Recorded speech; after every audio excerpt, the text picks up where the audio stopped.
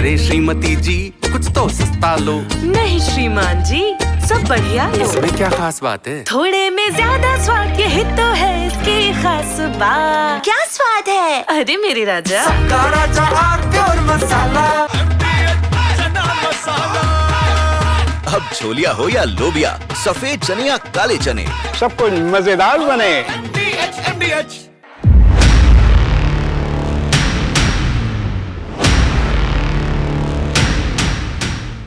नमस्कार, देश की बात में आप सभी का स्वागत है, अभिनंदन है।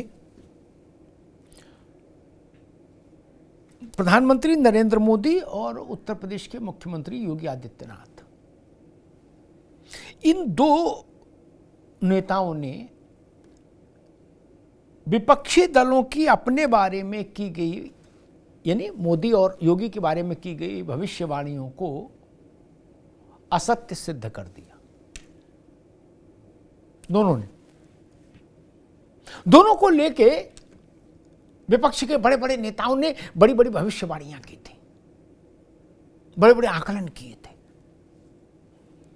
सबसे पहले बात, चूंकि योगी आदित्यनाथ की बात कई बार हम लोग कर चुके हैं इसी ढंग के प्रसंग में, मोदी जी की बात उससे आज वहां से शुरुआत करते हैं। थोड़ा पीछे चलिए, 2024 में लोकसभा चुनाव के नतीजे आए और भारतीय जनता पार्टी 240 सीटों पे लोकसभा में ठिठक गई। मैं ठिठक शब्द का इस्तेमाल करूंगा, 272 होते तो गंगा नहा लेते, ठिठक गए। विपक्ष ने पहली प्रतिक्रिया जो उनके मन में आई विपक्षी नेताओं के, वो उनके चेहरे पर मुस्कुराहट लेके आई और लगा कि गुरु अब की फंसा ऊंट आया पहाड़ के नीचे। कुछ विपक्षी नेताओं ने ये चर्चा आरंभ कर दी कि अब हमारी सरकार बनेगी, भाजपा की सरकार नहीं बन पाएगी। और उसके पीछे उनकी भविष्यवाणी ये थी कि बिहार के मुख्यमंत्री नीतीश बाबू और आंध्रा के मुख्यमंत्री चंद्रबाबू, ये लोग किसी भी सूरत में मोदी को समर्थन नहीं देंगे। और अब भाजपा के पास अपने सांसद है नहीं कि सरकार बन जाए। तो विपक्ष के नेताओं ने शेरवानी सिलाना शुरू कर दिया।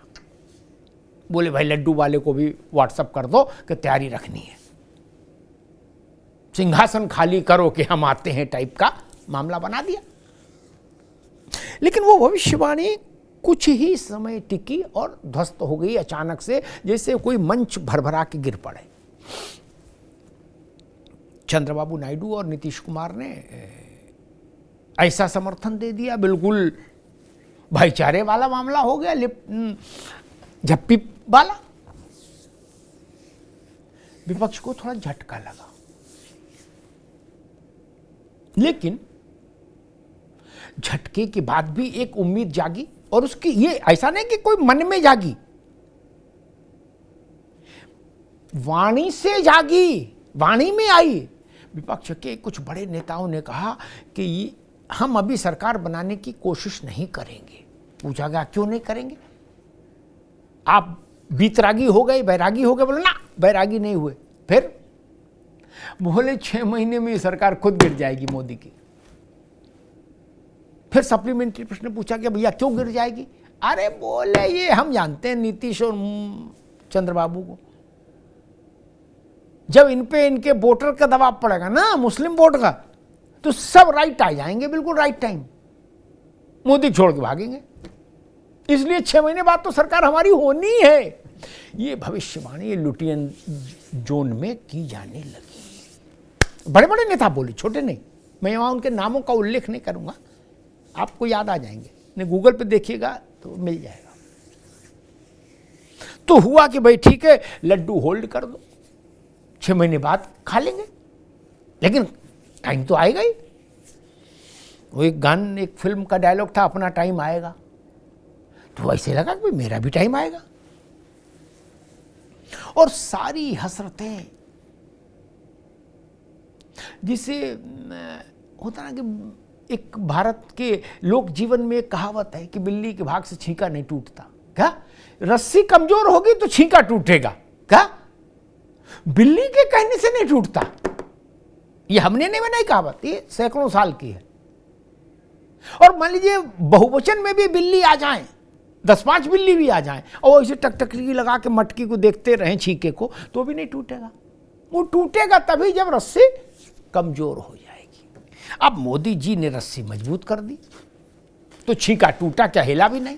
और ऐसा लग रहा है कि वो रस्सी जो है पहले सन की रस्सी होती थी जो बटके लगाई जाती थी, अब लग रहा है कि मोदी जी ने छीके में लोहे की चेन डाल दी, वो बिल्कुल हिलडुल भी नहीं रहा। और चंद्रबाबू नायडू और नीतीश कुमार वो व्यक्तिगत तौर पर और उनकी और पार्टी के स्तर पर, दोनों स्तरों पर वो नरेंद्र मोदी के साथ बिल्कुल मजबूती के साथ खड़े रहे। अब आप पूछेंगे कि आज इस बात को अचानक आप क्यों ले आए? इसलिए ले आए कि पहले तो सरकार बन नहीं पाएगी इसकी भविष्यवाणी हुई, वो मोदी ने असफल की।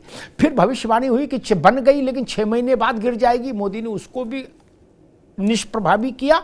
और 1 साल हो गया, इसलिए आज मैं फिर चर्चा करने आया। क्या जो 6 महीने पर सरकार गिरा रहे थे मोदी की, 1 साल बाद मोदी की सरकार अपने गठन के समय से ज्यादा मजबूत दिख रही है। गठन के समय कुछ ना कुछ चीजें थी भी कि वक्फ पर नीतीश नाराज हो जाएंगे, वक्फ कानून पर चंद्रबाबू छोड़ देंगे, कुछ नहीं हुआ। तमाम भंवर पार करके मोदी सरकार निकल आई। तो नरेंद्र मोदी ने अपनी राजनीति तीसरे चरण की अपनी राजनीतिक पारी को लेकर जितनी भी विरोधियों की भविष्यवाणी थी उनको ध्वस्तीभूत कर दिया। अब बात योगी आदित्यनाथ की भी कर लें। योगी आदित्यनाथ को इस तरह की भविष्यवाणी क्यों लेकर इस तरह की भविष्यवाणियां बहुतायत में हुई। अब सबकी चर्चा करने का तो समय नहीं, कुछ की कर लेते। 2022 का चुनाव होने को था विधानसभा का, कहा जा रहा था कि ये भी खिलाफ हैं, ये वर्ग भी समाज का खिलाफ है भाजपा के, ये वर्ग भी योगी के खिलाफ है, दिस है दैट है, और भाजपा नहीं आ रही सरकार में। फिर कुछ बड़े विपक्षी नेता कहते थे कि 38 साल से यही रिकॉर्ड है, कोई दोबारा नहीं आया, तो योगी कैसे आ जाएंगे। अब योगी ठहरे बाबा, वो भी चमत्कार कर दिए, 38 साल का रिकॉर्ड तोड़ दिए। अच्छा, रिकॉर्ड तोड़े सो तोड़े, कितनों का दिल तोड़ दिए भाई। जो इस रिकॉर्ड के चलते इस उम्मीद से थे, कोई उम्मीद से हो और उसकी उम्मीद टूट जाए, सोचिए। उम्मीद पे तो दुनिया कायम है। और योगी जी हंसते मुस्कुराते 22 में पार्टी जिता लाए। फिर कहा गया कि ठीक है पार्टी जिता लाए लेकिन योगी मुख्यमंत्री नहीं बनेंगे, ऐसी भविष्यवाणी की लोगों ने। बोले हमारे सूत्रों ने बताया है, पता नहीं सूत्र क्या थे। या हो सकता भाई सूत्रों को आपने पेमेंट न दिया हो तो फिर वो गलत सूचना भी दे देते, कहते जब हमें पैसा नहीं मिल रहा तो तुम्हारे सम्मान बढ़ाऊं। योगी जी मुख्यमंत्री भी बन गए, शपथ भी ले लिया। और जब से उन्होंने शपथ ली दूसरे कार्यकाल की, तब से नियम से विपक्षी दल 6 महीने के इंटरवल पर एक बार योगी को हटाए जाने की भविष्यवाणी सार्वजनिक तौर पर करते हैं। कान में नहीं, सार्वजनिक तौर पर, माइक पर, इंटरव्यू में, सभाओं में, रैलियों में के योगी जाने वाले हैं।